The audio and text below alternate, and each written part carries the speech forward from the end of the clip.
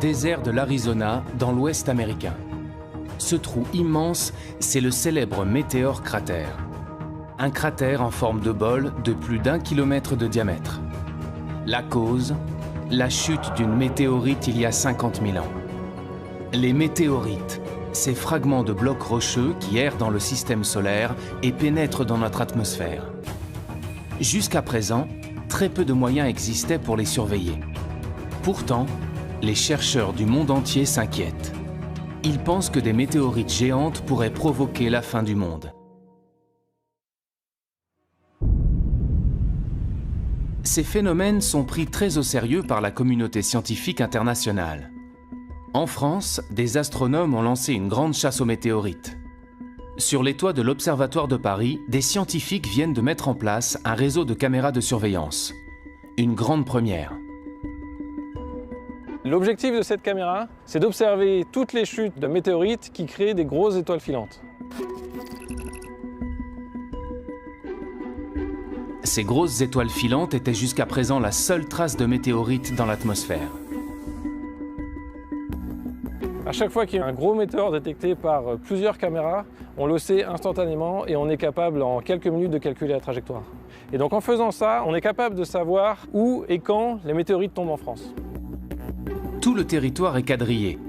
Présentes dans tous les départements, les caméras fonctionnent jour et nuit. Il y en a environ 100 dans toute la France pour pouvoir faire ce qu'on appelle la triangulation, c'est-à-dire à partir de 2 caméras, on a 2 points de vue différents d'un même gros météore. Ces caméras vont peut-être enfin dévoiler les secrets que renferment ces énigmatiques corps rocheux. Même si les astronomes savent que la plupart des météorites viennent de la ceinture d'astéroïdes située entre Mars et Jupiter, ils ignorent de quel endroit précis. Désormais, ces caméras pourront pister la source de ces météorites d'après leur trajectoire. L'idée, c'est de faire le lien entre la composition des objets qui tombent au sol et leur provenance dans le système solaire. Grâce à ce réseau, notre espoir, c'est de savoir d'où viennent les météorites qui tombent sur la Terre. L'Observatoire de Paris est l'un des acteurs clés de cette recherche. Et plus largement, c'est ici que l'on tente de percer les mystères de notre univers. L'Observatoire de Paris. En France, c'est le plus grand centre de recherche en astronomie et en astrophysique. Le deuxième plus grand au monde derrière celui d'Harvard aux États-Unis. Fondée il y a 350 ans, cette institution continue de faire d'incroyables découvertes et travaille avec les plus grands laboratoires mondiaux. Les liens que nous avons avec l'Observatoire de Paris sont vraiment très importants. L'Observatoire de Paris a joué un rôle prépondérant au XXe siècle. Implanté sur 3 sites, à Paris, Meudon et Nançay en Sologne, l'Observatoire est né d'une grande ambition scientifique. Les académiciens royaux ont convaincu Colbert puis Louis XIV qu'il était nécessaire de construire un grand lieu de science pour la gloire du roi Soleil. De grandes découvertes ont été faites entre ces murs. C'est ici que l'on découvre que la vitesse de la lumière n'est pas infinie. Le Verrier y démontre l'existence de la planète Neptune par les mathématiques. C'est là également que l'on réalise les premières cartes détaillées de la Lune. L'Institut de recherche est prêt à relever de nouveaux défis en construisant des télescopes révolutionnaires ou en préparant de nouvelles missions spatiales. Ce sera la première fois que le LESIA travaillera sur un instrument qui atterrira sur Mars. L'une des premières choses qu'on doit le rechercher, c'est est-ce qu'il y a de l'eau liquide à la surface des objets qu'on va étudier. Sonder l'infiniment petit comme l'incroyablement grand pour mieux comprendre notre univers. L'objectif aussi, c'est de comprendre comment la Terre est devenue ce qu'elle est devenue.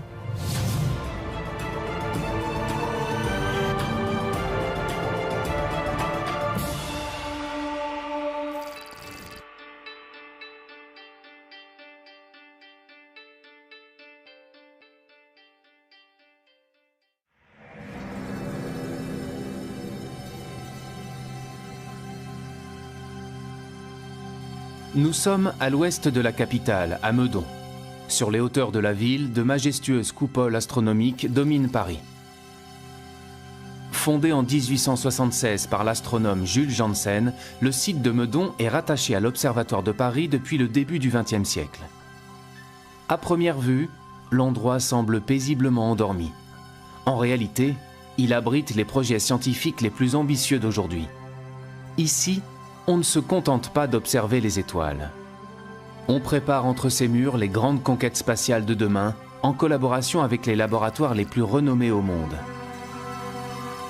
La nouvelle approche que permet le spatial, c'est à la fois un point de vue différent, d'être en dehors de l'atmosphère de la Terre, ce qui permet d'observer certaines longueurs d'onde qui sont inaccessibles au sol, donc de sortir de l'enfermement sur Terre, qui était le lot des astronomes précédents. Grâce à certaines missions spatiales, on tente aussi de se prémunir de risques majeurs qu'encourt notre planète. Au LESIA, le laboratoire d'études spatiales, on participe justement au lancement d'un nouveau satellite, Solar Orbiter. Il quittera la Terre pour une destination un peu particulière, le Soleil, notre étoile. Un grand projet international développé par l'Agence spatiale européenne et la NASA. Solar Orbiter est une mission qui va permettre d'observer l'activité du Soleil sur place directement avec l'observation du Soleil dans certains instruments, mais aussi à distance avec les éjections de masse coronale, c'est-à-dire les éjections de matière solaire qui voyagent à travers le milieu interplanétaire et dont certaines peuvent arriver jusqu'à la Terre et perturber les télécommunications ou les satellites d'observation. En effet, notre étoile connaît d'impressionnantes éruptions. Des milliards de tonnes de matière solaire sont éjectées du Soleil à plus de 1000 km par seconde, avec des répercussions directes sur la Terre. Ces éruptions peuvent mettre en danger la vie des astronautes et ont déjà causé des coupures d'électricité géantes. Nous sommes une société technologique qui utilise de plus en plus d'instruments qu'on envoie dans l'espace et qui est soumis à l'influence de cette étoile du Soleil. Ça peut endommager certains satellites, ça peut perturber les télécommunications, ça peut créer des coupures électriques généralisées à l'échelle de régions entières. Pour se prémunir de ces risques, l'Observatoire de Paris construit un instrument fondamental dans le cadre de cette mission. Le LESIA est impliqué dans le sonde spatiale Solar Orbiter par la production d'un instrument qui s'appelle RPW, qui est en charge de mesurer les ondes émises par les plasmas interplanétaires. La conception de cet instrument est maintenant presque terminée. Une fois le satellite lancé, il mettra plusieurs années pour atteindre le Soleil. Sa mission durera entre 7 et 10 ans et les premiers résultats ne devraient être connus qu'en 2022.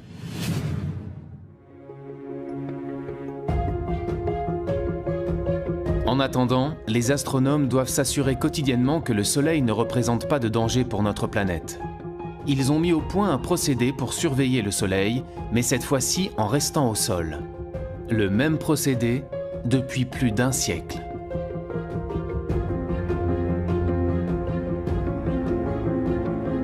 Ce qu'on fait depuis 108 ans, c'est qu'on prend des images du Soleil avec les instruments qui sont présents ici. Donc, c'est-à-dire qu'on construit un catalogue de données que pourront exploiter plus tard, dans 108 ans, dans 350 ans, des chercheurs qui s'intéresseront à l'évolution à très longue durée du Soleil. Il s'agit véritablement d'un travail d'endurance qu'on essaye de donner aux générations futures. Tous les jours, sans exception, depuis plus de 100 ans, les astronomes prennent des photographies du Soleil. Un procédé relativement artisanal qui fonctionne grâce à ce que l'on appelle un spectrohéliographe. Sa mission, enregistrer les taches et les protubérances du Soleil.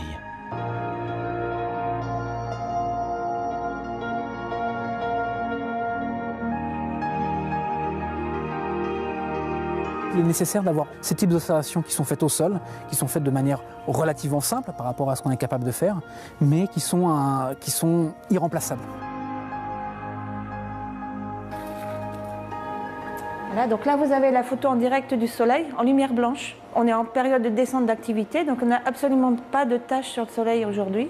S'il y a des taches, il peut y avoir des éruptions. S'il n'y a pas de taches, il n'y aura pas d'éruption. Et là, on est vraiment en descente d'activité solaire. Aujourd'hui, la photographie ne prend que quelques secondes et les résultats sont immédiatement informatisés. Mais cela n'a pas toujours été aussi simple. L'Observatoire de Paris a 350 ans. Ça fait à peu près 350 ans que certains chercheurs s'intéressent à étudier le Soleil. Mais à l'époque, ils avaient des méthodes où ils remplissaient des cahiers, où ils marquaient leurs observations. Pour section sur K, c'est la longueur d'onde, hein, surtout la longueur d'onde et l'heure du cliché là-dessus. 22 juillet 1929. Donc ça, c'est marqué tous les jours d'observation. Les pauses aussi, 3 minutes, pause. Grâce à cette observation sur une très longue période, les astrophysiciens ont pu identifier avec précision différents cycles d'activité solaire extrêmement réguliers. C'est cette régularité qui leur permet de prévoir les fortes éruptions et les perturbations potentielles. Le Soleil est vivant, il y a des moments où il est plus actif et des moments où il est moins actif.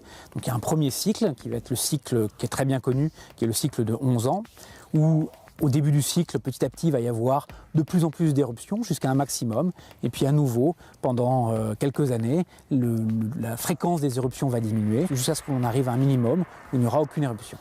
Et puis ce qu'on est en train de découvrir, c'est qu'il y a aussi un cycle plus long, qui aura une centaine d'années, où pareil, il y a une modulation de l'activité du Soleil. Mais pour cela, il faut arriver à étudier le Soleil sur des périodes qui sont très longues, qui dépassent même la vie humaine. Et c'est ce qu'on fait ici, à l'Observatoire de Paris. Donc ça fait seulement sur ces cycles de 100 ans, on n'en a vu que 3 à l'heure actuelle. Souvent dans la recherche, il s'agit d'une course de vitesse, il s'agit de voir plus loin, voir plus petit. Ici, on est plus dans une course d'endurance, c'est-à-dire qu'il faut additionner des données sur des années et des années qu'on va transmettre aux générations futures pour que plus tard, les chercheurs qui travailleront sur ces problèmes dans 350 ans puissent eux comprendre mieux comment fonctionne notre étoile. Comprendre comment fonctionnent les étoiles et notre univers, repousser les limites de la connaissance, ont toujours été les raisons d'être des différents sites de l'Observatoire. Lorsqu'il est fondé en 1667, l'Observatoire de Paris devient rapidement un lieu fondamental pour la science, nourri par de grandes ambitions. Grâce à leurs connaissances, les scientifiques établissent pour la première fois des cartes maritimes et terrestres. Un projet révolutionnaire pour l'époque.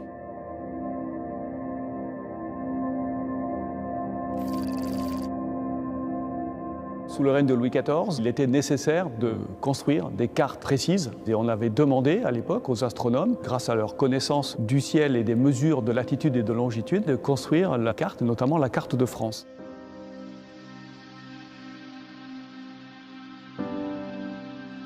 Au XVIIe siècle, connaître l'étendue du territoire et savoir s'y repérer est en effet un enjeu essentiel pour le commerce et la guerre.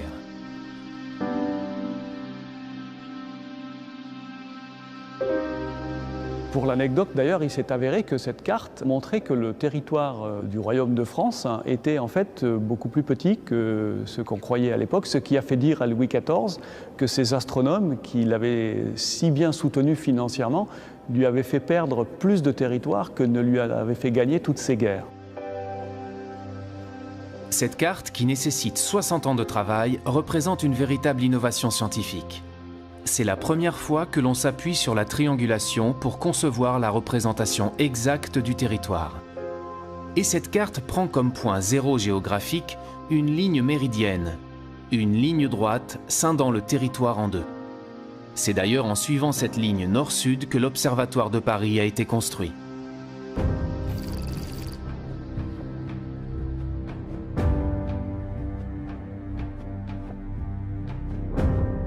Nous sommes ici dans la salle Cassini, qu'on appelle aussi la salle de la Méridienne de l'Observatoire de Paris, tout simplement parce qu'elle contient le Méridien de Paris, qui est cette ligne que vous voyez ici, qui a été tracée par les académiciens le 21 juin 1667. Ces académiciens qui ont donné comme instruction à l'architecte Claude Perrault de construire un bâtiment symétrique par rapport à cette ligne. Cette salle majestueuse, en fait, est un gigantesque instrument de mesure. En haut, ici, vous avez une ouverture avec une petite optique qui permet de projeter l'image du Soleil sur le sol. L'été, le Soleil est très haut sur l'horizon et par conséquent, l'image du Soleil se projette de ce côté de la salle. L'hiver, il est très bas et l'image du Soleil se projette complètement de l'autre côté de la salle. Et entre les deux, l'image du Soleil fait un aller-retour. Et donc tous les jours, à midi vrai, on peut mesurer précisément à quel endroit cette image traverse le méridien. En projetant l'image du Soleil sur cette ligne, les astronomes de l'observatoire ont pu démontrer que l'axe de rotation de la Terre s'inclinait sur son orbite. Ils ont également pu établir une mesure précise du temps grâce à cette ligne méridienne. Pendant presque tout le XVIIIe siècle, les astronomes ont mesuré précisément, jour après jour, année après année, la position du Soleil sur le méridien à chacun de ses passages. À la fin du XIXe siècle, les transports se développent fortement et une heure universelle doit être adoptée. La suprématie anglaise dans le commerce maritime fait gagner le méridien de Greenwich. Mais l'observatoire reste l'un des maîtres incontestables du temps et définit encore l'heure légale française. La mesure du temps, c'est une des raisons majeures de la fondation de l'Observatoire de Paris. Dès la fin du 19e siècle, les astronomes de l'observatoire fabriquent le temps grâce aux horloges mécaniques. Et à l'époque, cela se passe dans les galeries souterraines de l'institution. Nous arrivons tout en bas des caves de l'observatoire. Et ici, nous allons aller vers les salles où étaient entreposés donc, les laboratoires. On stockait les horloges donc mécaniques puis à quartz au sous-sol parce que ici la stabilité de température, comme on est très profond, est très bonne tout le long de l'année. Elle fluctue quasi pas beaucoup moins qu'1 degré. Tous les systèmes mécaniques de précision ou les systèmes à quartz, ils sont très sensibles aux fluctuations de température. Donc ça change un petit peu la fréquence, la vitesse d'écoulement mesurée par l'horloge. Voilà. Donc plus c'est stable, mieux c'est. Et ici, personne ne passe, personne n'ouvre de porte, personne ne vient. Voilà. Ça s'est terminé dans la deuxième moitié du XXe siècle, au moment où toutes ces horloges ont été remplacées finalement par les horloges atomiques. Les horloges atomiques. Une véritable révolution scientifique développée dans les années 60. Dans des salles protégées comme des bunkers, à l'abri de la lumière et de la chaleur, l'observatoire définit le temps grâce à l'oscillation régulière de certains atomes. Ici, nous sommes dans une pièce où nous avons une horloge atomique. Elle sert à réaliser la définition de la seconde.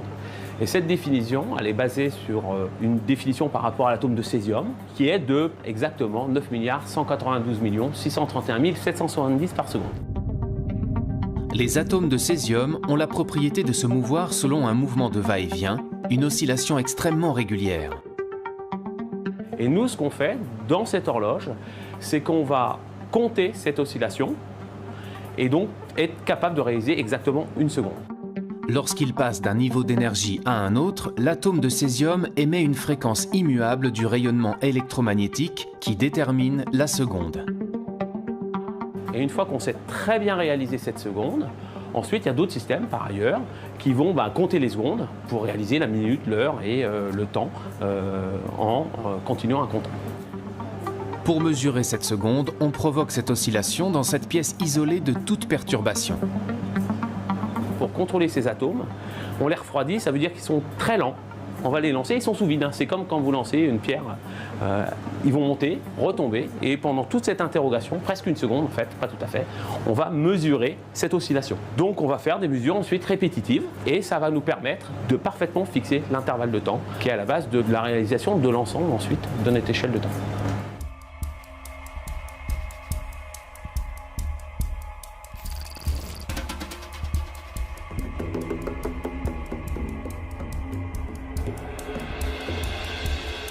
C'est aussi à l'observatoire qu'on invente l'horloge parlante en utilisant la référence de temps calculée dans ces laboratoires. L'idée est simple, donner par téléphone la même heure sur tout le territoire à tous les Français par une même voix. À l'Observatoire de Paris, chaque nuit, le service qui a mission de fabriquer l'heure vit de la sorte une perpétuelle course contre la montre entre les renseignements fournis par les étoiles et les pendules dont il faut régler les tops sur ceux de la pendule mère. Il suffit de composer un numéro de téléphone pour obtenir la voix que tout Paris connaît et l'heure exacte. Il sera exactement 9h40. Merci. Les astronomes de l'observatoire ont une connaissance si poussée concernant le temps qu'ils peuvent répondre à toutes les questions que l'on se pose sur les éphémérides, sur le mouvement des astres dans le ciel, même très loin dans le passé.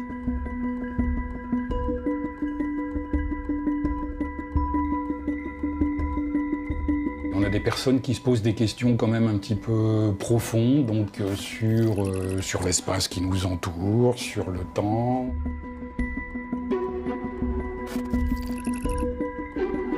On a des demandes très spécifiques. Ou d'historiens ou d'archéologues.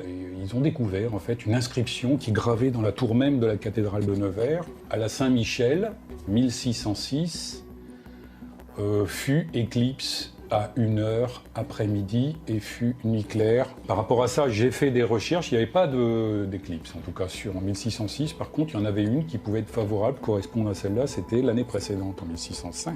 Donc nous, actuellement, avec les théories dont on dispose, on est effectivement en mesure de calculer l'état du ciel à un instant donné quelconque. Donc par exemple, remonter le temps jusqu'à 5000 ans en arrière. C'est pour ça qu'on a souvent des questions qui nous proviennent d'historiens ou d'archéologues, qui travaillent effectivement sur du matériau qui est aussi ancien que ça. Je reçois des demandes électroniques par mail et également du courrier. Donc celle-ci, elle provient d'un monsieur qui s'est posé une question toute simple. Il suppose un vaisseau spatial qui va accélérer continuellement à une accélération égale à l'accélération de la pesanteur, celle qui nous tient sur la Terre. Et en disant, à partir de ça, combien de temps va mettre ce vaisseau spatial pour atteindre une vitesse égale à la vitesse de la lumière, et à quelle distance de la Terre cette vitesse sera atteinte. Alors il a fait le calcul, et puis il me demande juste de vérifier si son calcul est correct. Il signe d'ailleurs par Carpe Diem. Alors, bon, Carpe Diem, hein, on sait tout ce que ça veut dire. Donc le monsieur, c'est quand même un monsieur qui est connu. Bon, il est en prison, je crois, depuis les années 70, c'est un tueur en série. Je reçois aussi des courriers de tueurs en série. J'essaye de répondre à tout et à tout le monde. Donc le monsieur en question, je lui ai répondu, son calcul était juste, à peu près juste. Donc c'est pour dire que vraiment dans ce service, on a de tout. On a du très sérieux et puis on a du loufoque, de l'insolite, de toutes sortes de choses, quoi.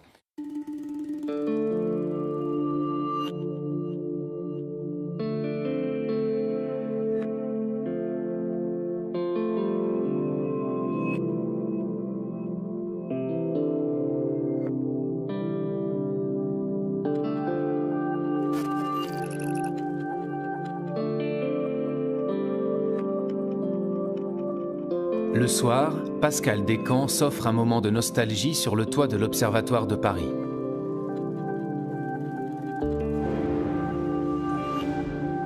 La lunette Arago, le plus célèbre instrument de l'Institut d'astronomie, marche toujours parfaitement. Cet instrument mythique, confiné dans une coupole tournante, est le témoin des progrès fulgurants de l'astronomie en France.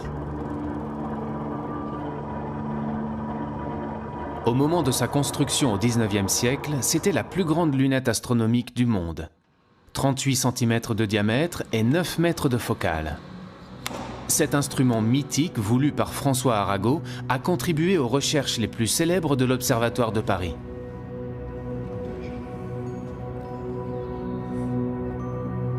Voilà, parfait. Voilà.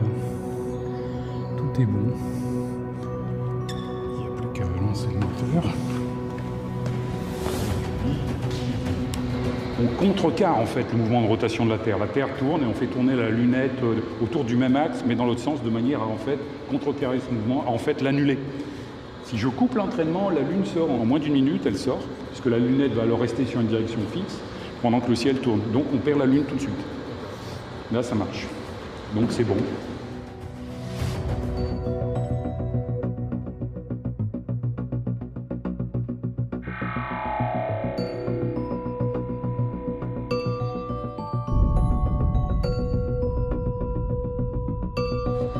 On sent vraiment le relief lunaire de façon assez impressionnante.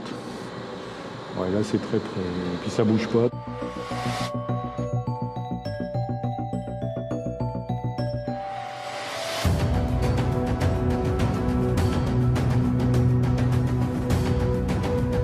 Depuis l'âge d'or de la lunette Arago, des pas de géant ont été faits en astronomie.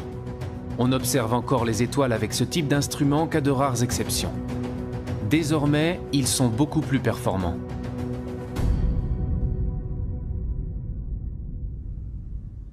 Pour obtenir une meilleure vision des astres, on construit des réseaux de télescopes utilisés par des équipes de recherche de différents pays. Astronome à l'Observatoire de Paris, Vincent Coudet du Foresto travaille justement depuis 15 ans sur un réseau de télescopes construit aux États-Unis.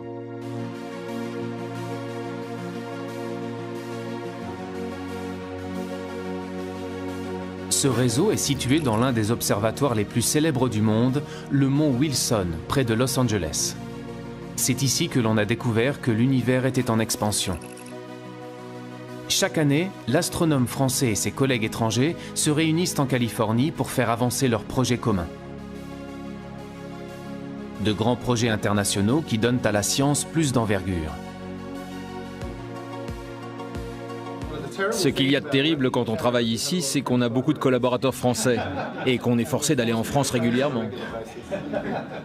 Les liens que nous avons avec l'Observatoire de Paris et Meudon sont vraiment très importants.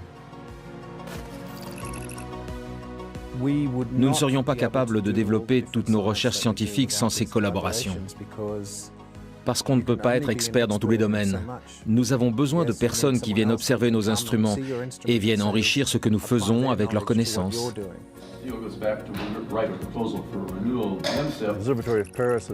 L'Observatoire de Paris a joué un rôle prépondérant au XXe siècle, en développant des technologies d'optique de précision qui sont capitales pour les télescopes modernes ou les instruments que nous utilisons aujourd'hui. Vincent Coudet du Foresto et ses équipes de l'Observatoire de Paris ont conçu un instrument, Fluor, qu'il n'est possible d'utiliser qu'ici, au Mont Wilson, grâce aux 6 télescopes placés en réseau, idéalement espacés les uns des autres. Ce que notre équipe à l'Observatoire de Paris a amené, c'est un instrument qui s'appelle Fluor, qui recombine la lumière des télescopes de telle manière à ce qu'on va pouvoir simuler finalement le comportement d'un télescope de presque 300 mètres de diamètre qu'on serait bien incapable de construire. Imaginez un télescope de 300 mètres de diamètre. Au lieu de le fabriquer, imaginez que vous ne construisiez qu'un télescope d'1 mètre, et le même juste à côté. Maintenant, imaginez que vous puissiez former une seule image à partir de ces 2 télescopes. Là, vous vous demandez, est-ce que c'est possible de récolter avec ces 2 télescopes les mêmes données qu'avec un télescope de 300 mètres? Eh bien, la réponse est oui. Cette technique d'observation, c'est l'interférométrie. En combinant la lumière de plusieurs télescopes en réseau, il est possible d'obtenir une image d'une finesse équivalente à celle d'un télescope beaucoup plus grand. Fluor permet de combiner la lumière des télescopes du Mont Wilson par fibre optique et non plus avec des miroirs. Une révolution. Ici, nous avons construit le réseau de télescopes et toute l'infrastructure, et Vincent a apporté Fluor, son instrument, et peut l'utiliser. En échange, il le met à disposition d'autres scientifiques. On ne pourrait pas faire le travail qu'on fait maintenant s'il n'y avait pas ces collaborations internationales. Les compétences, elles sont très complémentaires. Ici, il y a une infrastructure qui est complètement unique, avec ces télescopes qui sont éloignés les uns des autres, qui permettent vraiment de simuler un télescope géant. Nous, on apporte un instrument qui permet de faire des images avec une très grande précision. Et c'est justement de l'apport de ces compétences complémentaires qu'on peut obtenir des observations intéressantes.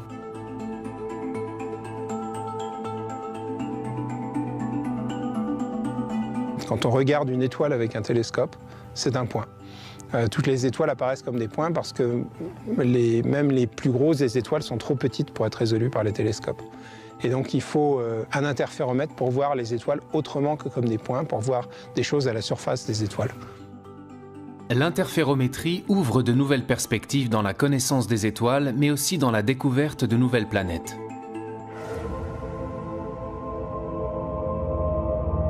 Parmi les projets qu'on a avec Fluor, il y en a un où on va regarder l'environnement des étoiles, ce qui se passe autour des étoiles. Et on sait que les étoiles, notamment quand il y a des systèmes planétaires, il y a des poussières qui restent en orbite autour de l'étoile et qui diffusent une sorte de lumière de halo. Et pour nous, ces lumières, c'est un peu la trace, c'est un peu la signature d'un système planétaire qui peut se trouver derrière. La signature d'un système planétaire comme celle d'exoplanètes, des planètes situées hors du système solaire, et que les astronomes découvrent par centaines depuis 20 ans.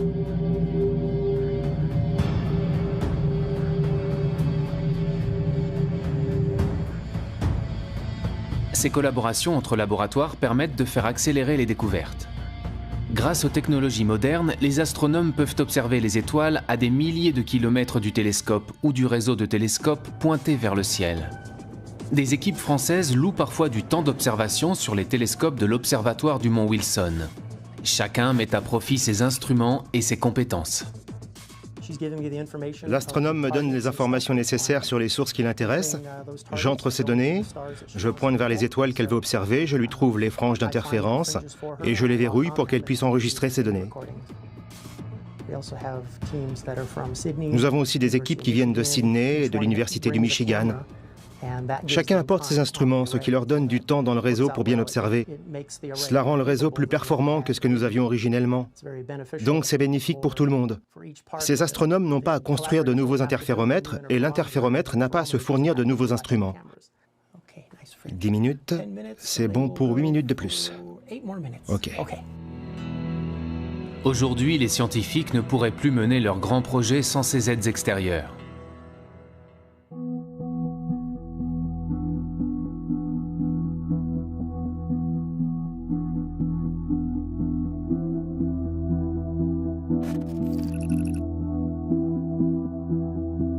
La recherche, c'est l'échange d'idées, et donc l'échange, la confrontation, la critique, et de la critique naît de nouvelles idées. Donc si on est tout seul dans son coin, en général, on n'arrive pas à grand-chose. En tout cas, on a besoin d'être à certains moments seul dans son coin pour réfléchir, mais si on ne confronte pas ces idées à la communauté à un moment ou à un autre, de toute façon, on n'avancera pas. Les découvertes futures nécessitent des moyens extrêmement importants qu'aucun pays au monde n'est capable de mettre sur la table tout seul. Donc on peut dire que tout ce qui était facile a déjà été fait, si vous voulez, et pour aller plus loin maintenant, il faut développer ces grands projets beaucoup plus complexes et beaucoup plus coûteux. Aujourd'hui, de nombreux pays rassemblent leurs forces pour résoudre la grande question de l'humanité. Sommes-nous seuls dans l'univers? Existe-t-il de la vie extraterrestre? Une planète pourrait apporter des réponses et obsède les chercheurs du monde entier. C'est Mars, la planète rouge. Après le succès de la mission menée sur Mars en 2012 et le lancement du rover Curiosity, les astrophysiciens espèrent que la planète rouge répondra enfin à leurs questions. Avec la NASA et une dizaine de laboratoires en France, les chercheurs de l'Observatoire de Paris participent à l'une des missions les plus attendues, la mission Mars 2020. La mission Mars 2020 est la mission qui va continuer d'explorer la surface martienne à la recherche de l'eau passée, de la minéralogie passée et de la biologie, de la possible existence de vie à la surface de Mars. L'une des premières choses qu'on doit le rechercher, c'est est-ce qu'il y a de l'eau liquide à la surface des objets qu'on va étudier. Pour répondre à cette question, les astrophysiciens de l'Observatoire de Paris conçoivent un petit instrument placé sur la caméra du rover. Nous travaillons ici sur une partie des détecteurs et sur toute l'ingénierie système de la caméra qui sera placée au bout d'un mât sur cette mission spatiale. On fabrique un petit instrument qui est un spectromètre infrarouge qui va nous permettre de faire la spectroscopie de la surface martienne. En fonction des différentes couleurs qui seront présentes, on sera capable de dire quels sont les minéraux qui sont présents à la surface de Mars et éventuellement même en quelle quantité. On va aussi essayer de voir s'il y a de la matière organique à la surface de Mars.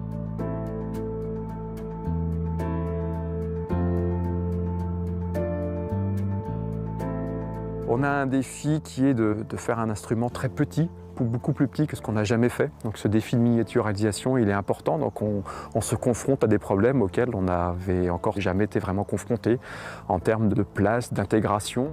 Un vrai challenge. L'instrument doit être suffisamment petit pour se glisser dans la caméra du rover sans l'alourdir.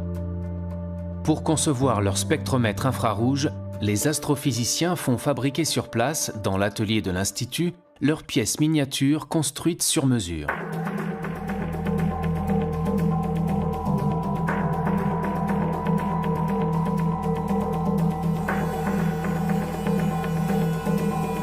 Il a fallu trouver une place au sens physique, où est-ce qu'on se met exactement.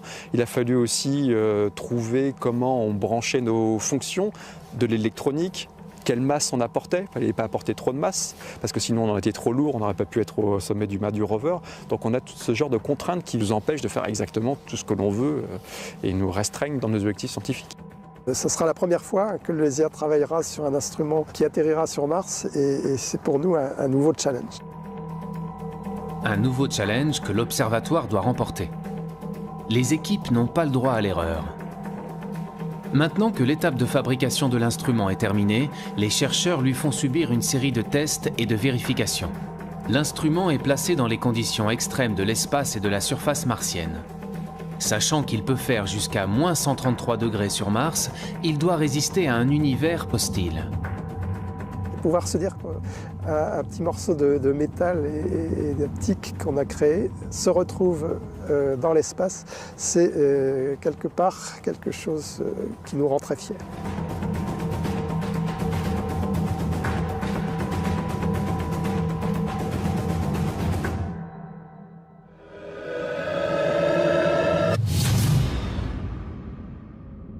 Au-delà de la recherche de vie extraterrestre, les scientifiques s'emparent d'une autre question cruciale. Remonter aux origines du monde et comprendre comment les premières galaxies se sont formées. C'est l'objectif de la radioastronomie. En Sologne, à Nançay, dans le centre de la France, il existe un espace immense isolé en pleine forêt. 150 hectares qui font partie de l'Observatoire de Paris, mais pourtant situé à plus de 200 km de la capitale. Et pour cause, le lieu doit rester protégé des ondes radio parasites. Car ici, on développe la radioastronomie. Bien loin de la lumière que l'on perçoit, ces astronomes s'intéressent à une lumière invisible, les ondes radio, plus faibles encore que l'infrarouge. Il faut savoir que dans l'univers, il y a un tas d'astres qui vont émettre dans toutes les longueurs d'onde. Donc la radioastronomie va s'intéresser justement à observer ces astres ou tous les phénomènes célestes inimaginables dans le domaine des ondes radio.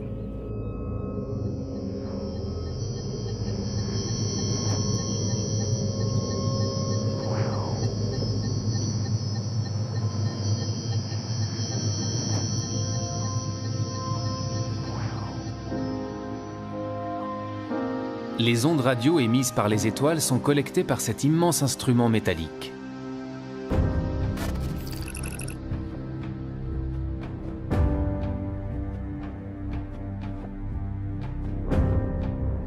C'est l'un des plus grands radiotélescopes du monde. Avec ses 40 mètres de longueur, il a une surface collectrice de 8000 mètres carrés. Il observe l'univers à basse fréquence et permet l'étude des galaxies, des enveloppes d'étoiles ou encore des comètes.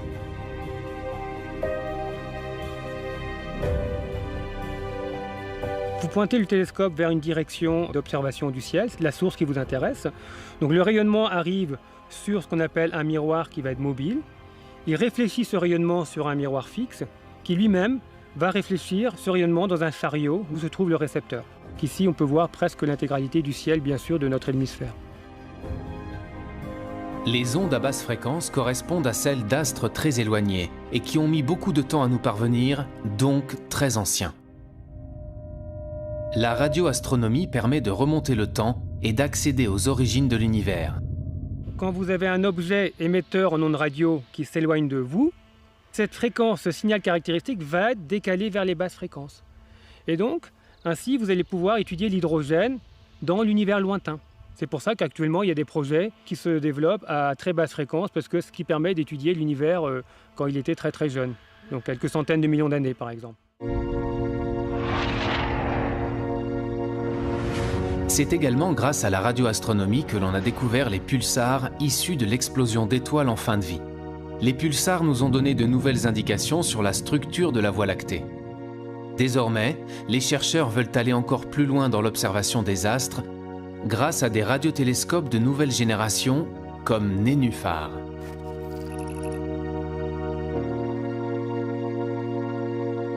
Contrairement aux grands radiotélescopes où vous pointez l'antenne pour justement observer votre source d'intérêt, Nénuphar, ce sont des antennes qui voient tout le ciel.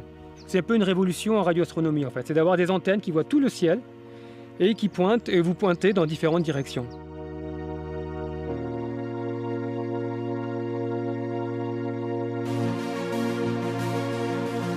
Ce réseau de 1824 antennes à très basse fréquence va permettre d'étudier l'univers quelques millions d'années après le Big Bang, la formation des galaxies.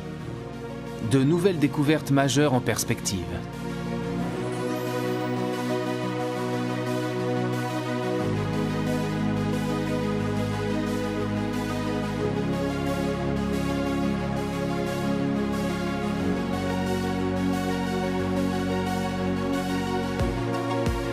Fournir une vision renouvelée de la structure de notre univers pour en comprendre sa composition et son origine, c'est le défi quotidien que tentent de relever ces astrophysiciens.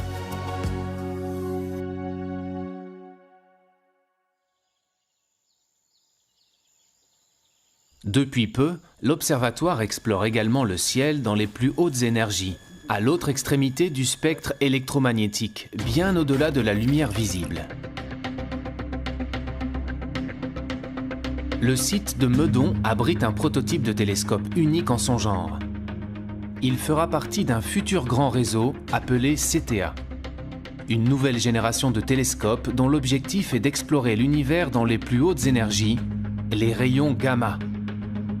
Ces rayons gamma sont situés au-delà de la lumière visible, au-delà des rayons X. C'est une lumière extrêmement énergétique.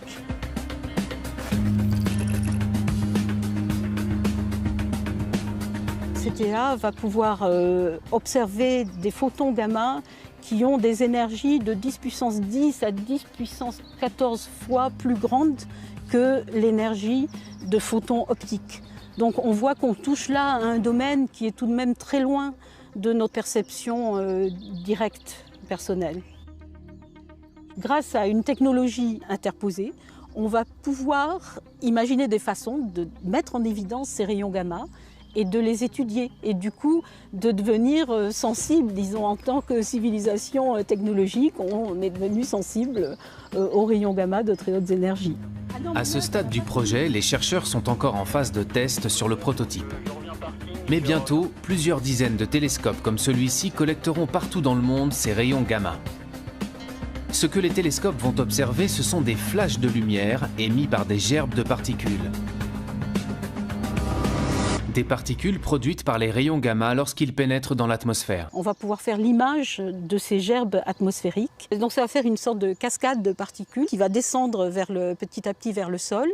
Et dans cette gerbe atmosphérique, il y a justement des particules très rapides qui vont émettre un flash bleuté très ténu qui va être détecté par les caméras des télescopes Cherenkov. Mais on voit les produits que son entrée dans l'atmosphère a générés et le rayonnement qui en résulte au bout du compte. Il faut avoir une résolution temporelle pour suivre l'évolution de ces flashs de l'ordre de la nanoseconde. Donc la nanoseconde, c'est 1 milliardième de seconde. Lorsque la nuit tombe, les tests d'observation peuvent commencer. L'équipe est composée de chercheurs du monde entier, chacun étant spécialisé sur une partie du télescope. Au total, 30 pays et 1200 scientifiques sont engagés dans ce projet hors norme. Ils espèrent tous repérer des cascades de particules dans le ciel de Paris.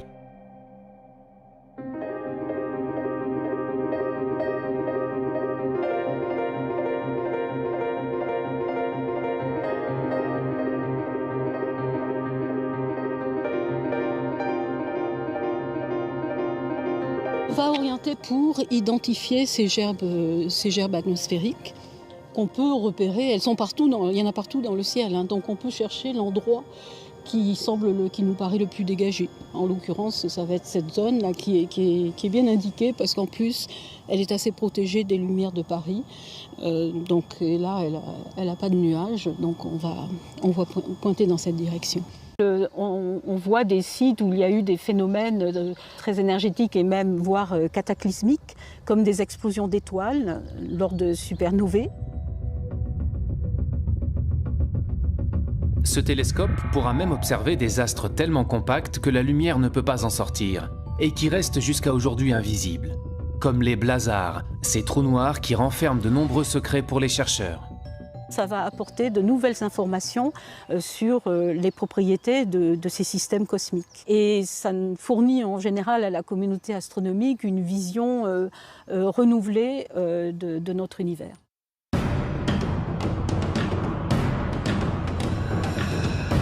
Grâce à tous ces nouveaux instruments ultra perfectionnés et des connaissances toujours plus poussées, les astrophysiciens peuvent observer le ciel dans les plus basses fréquences comme dans les plus hautes énergies.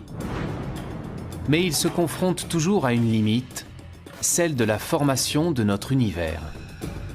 Aujourd'hui, on n'est pas capable en fait, de remonter aux premières sources, à l'origine, à nos origines.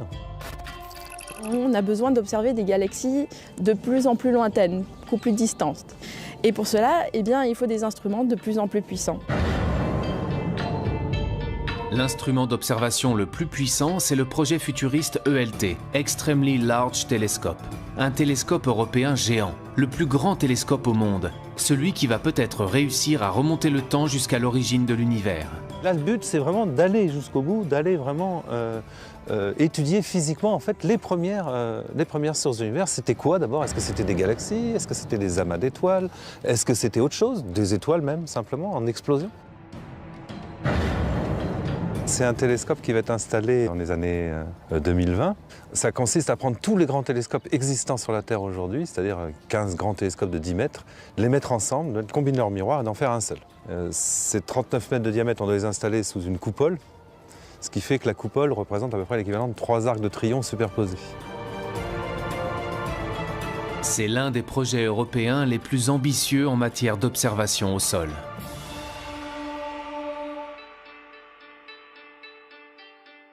Pratiquement tous les pays d'Europe sont impliqués dans cette construction. Et nous, à l'Observatoire de Paris, on est particulièrement impliqués dans la construction d'instruments qui se mettent au foyer du télescope. Le premier, qui est un spectro-imageur, qui travaillera dans le visible et l'infrarouge, et dont un des enjeux principaux est de détecter des exoplanètes. Et l'autre, c'est un spectrographe multi-objets qui permet de faire simultanément le spectre d'un très grand nombre de galaxies.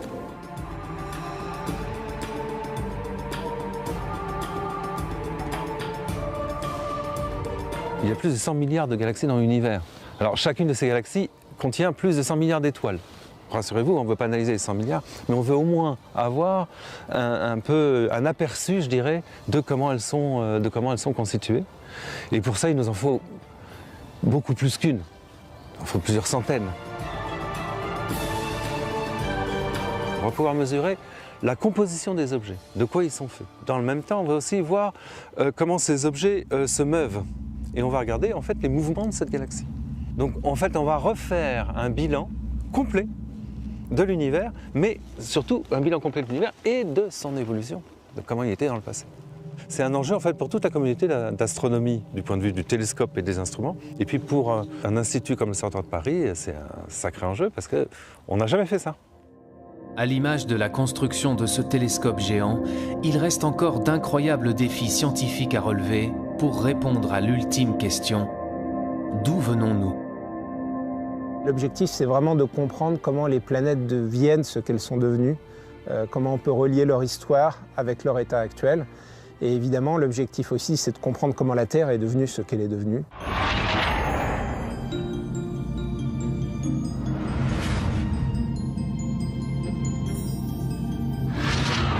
Imaginez par exemple un archéologue, il pourrait étudier par exemple toutes les espèces d'évolution, par exemple si on s'intéresse à l'évolution de l'homme, vous auriez à votre disposition toutes les différentes étapes.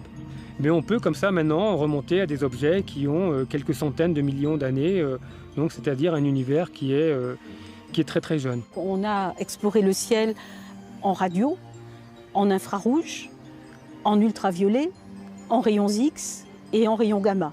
Donc là, on a balayé tout le spectre électromagnétique et maintenant l'astronomie moderne peut utiliser des informations sur le ciel venant de tous ces domaines. Et dans chacun de ces domaines, il y a eu un renouveau complet qui fait qu'aujourd'hui encore, l'astrophysique reste une science extrêmement active et en complet renouvellement.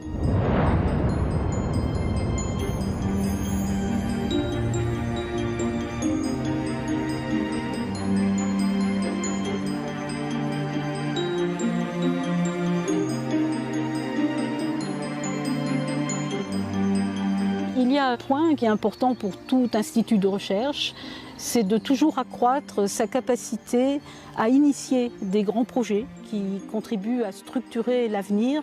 Son futur est tout à fait prometteur. Il a un potentiel humain, de recherche, d'ingénieurs, techniciens, d'innovation qui est extrêmement fort. On est à bord de missions spatiales jusque dans les années 2030-2040. Donc au moins pour toute la première partie du XXIe siècle, je pense que l'Observatoire va continuer de se développer très fortement et d'être un acteur majeur de la recherche astrophysique en France et dans le monde. L'Observatoire de Paris, véritable citadelle des sciences. Plus de 3 siècles après sa fondation, ce lieu, porté par un héritage scientifique inestimable, nourrit toujours les plus grands espoirs de recherche et de découverte.